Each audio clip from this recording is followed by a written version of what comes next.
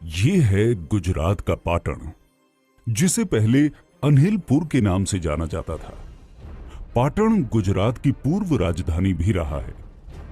यहां है रानी की वाव, एक ऐसा स्मारक जो बेहद खूबसूरत और अद्भुत होने के साथ ही आधुनिक इंजीनियरिंग की दुनिया को भी आश्चर्यचकित करता है। यह भारत में अपनी तरह की अनूठी वाव है। वाव यानी बावड़ी या सीढ़ी नुमा कुआं।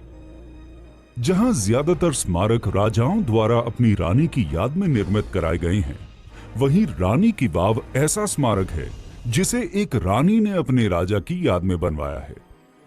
इस बावड़ी का निर्माण सोलंकी राजवंश की रानी उदयमती ने अपने पति भीमदेव प्रथम की याद में 11वीं सदी में कराया था।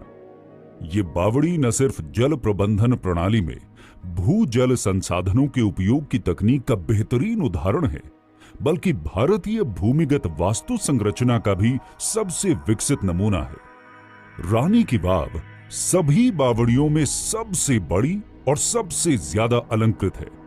साथ ही मारू गुर्जरा आर्किटेक्चर का उत्कृष्ट नमूना है। इसका निर्माण उल्टे मंदिर की तरह किया गया है, यानी डोम नीचे और स्तंभ ऊपर की ओर है।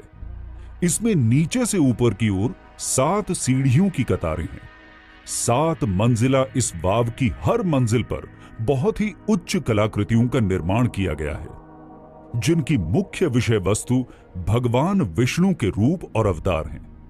लगभग 70 मीटर लंबी, 23 मीटर चौड़ी और 28 मीटर गहरी इस वाव में 500 से भी ज्यादा मुख्य कलाकृतियां और 1000 से भी ज्यादा छोटी कलाकृतियां हैं।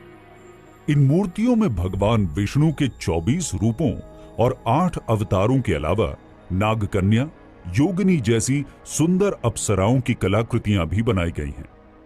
इन मूर्तियों की चमक देखकर ऐसा लगता है जैसे इन्हें वर्तमान समय में ही बनाया गया हो। क्या आप जानते हैं कि ये बावड़ी 700 सालों तक गाद में दबी रही?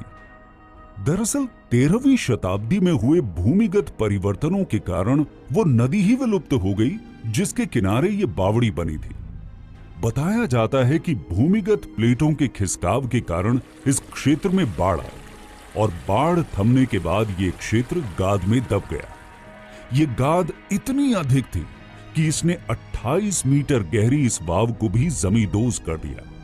वाव के लंबे समय तक गाद में दबे रहने को ही इन मूर्तियों की चमक का कारण माना जाता है। रानी की वाव को दोबारा ढूंढ निकालने के पीछे भी एक लंबी कहानी है। दरअसल भारतीय पुरातत्व विभाग ने 1950 के दशक के मध्य में इसका उत्खनन शुरू किया, जो लगभग 40 सालों तक जारी रहा।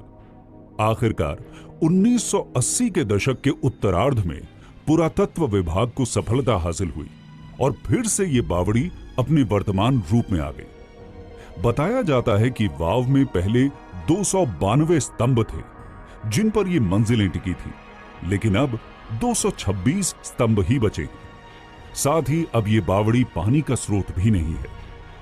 पूरब से पश्चिम की ओर विस्तृत इस वाव के पश्चिमी छोर पर स्थित है ये कुआं, जो 10 मीटर चौड़ा और 30 मीटर गहरा है। कहते हैं लगभग 50 साल पहले इस कुएं में पानी जमा रहता था, जिसमें औषधीय गुण पाए जाते थे और इस पानी का उपयोग कई गंभीर बीमारियों के उपचार में किया जाता था। पानी में औषधीय गुण का कारण वाव के इर्द गिर्द लगे आयुर्वेदिक पौधों को माना जाता है। वाव की आखिरी सतह में एक गुप्त द्वार भी है, जिसे अब बंद कर दिया गया है। इस द्वार से एक 30 किलोमीटर लंबी सुरंग जाती थी, जो बावड़ी से निकलकर सीधे सिद्धपुर नगर में निकलती थी। 22 जून 2014 को यूनेस्को वर्ल्ड हेरिटेज साइट में शामिल तकनीक और खूबसूरती के लिए प्रसिद्ध इस अनूठी वाव को यूनेस्को की विश्व विरासत समिति ने भारत में स्थित सभी बावड़ियों की रानी का खिताब दिया है। 900 साल पुराने इस स्मारक से कई ऐतिहासिक पहलू तो जुड़े ही हैं।